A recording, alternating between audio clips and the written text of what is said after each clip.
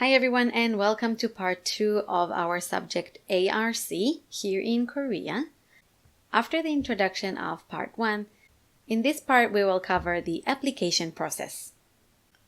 The process that I'm going to cover is the process to apply for an ARC, but a renewal or a change of ARC is very similar process, so you can benchmark this process. So what do we need to do? First, we want to confirm our visa type. We need to know what visa we need to apply for based on our status. So you can either check it in the visa course that we talked about, or you can either check it in Hi Korea website. After we confirm the type of the visa, we want to start to gather the documents. If we will apply for an employment visa, we will need documents from our company. If we were applying for a student visa, we will need some documents from our university. So as you see, it changed based on your visa status. After we gathered all our documents, we want to reserve our online appointment. These days, almost all offices have implemented the pre-appointment order system, and you do it through the Hi Korea website, and we will see how to do it in part 3 of this course. After you reserved your online application, you want to prepare your payment and the photos. The payment for applying for an ARC is currently 30,000 Korean won. In many immigration offices, they will have a quick photo booth, so you can take the picture there if you didn't prepare it in advance. Now that we have everything ready, we're going to submit the documents to the officer, so the process should be very smooth and very easy because you have arranged everything in advance. So once you're sitting with the officer will review the documents and they will see that everything is there, that nothing else is needed. Usually, if you don't have all your documents or the ARC is not going to be approved, they will return the documents to you and will ask you to gather the right documents and apply again, but they will not take the fees, so you will not pay twice.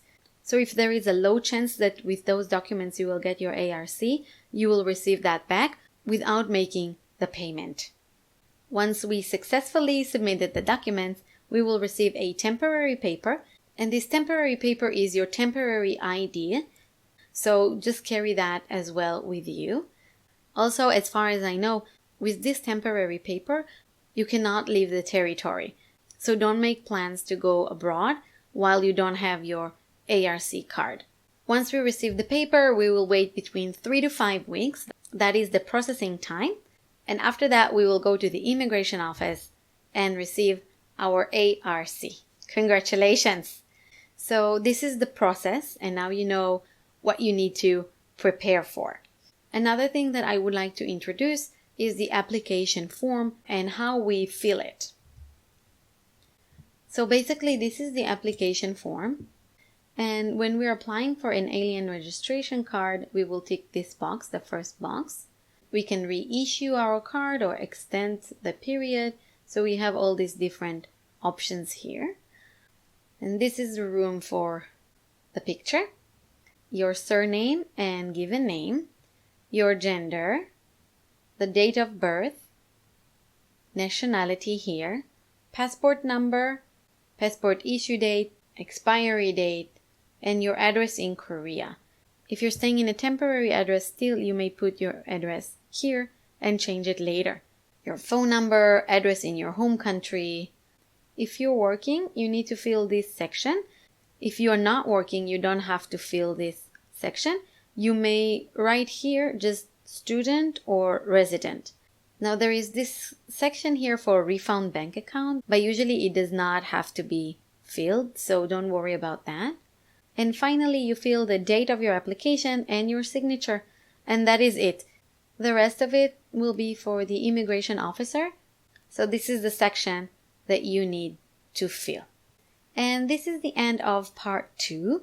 Now you know what will be the process to apply for your alien registration card and how the application form looks like. And in part 3, we will see the Hi Korea website and how we can reserve our visit online. I'll see you in part 3.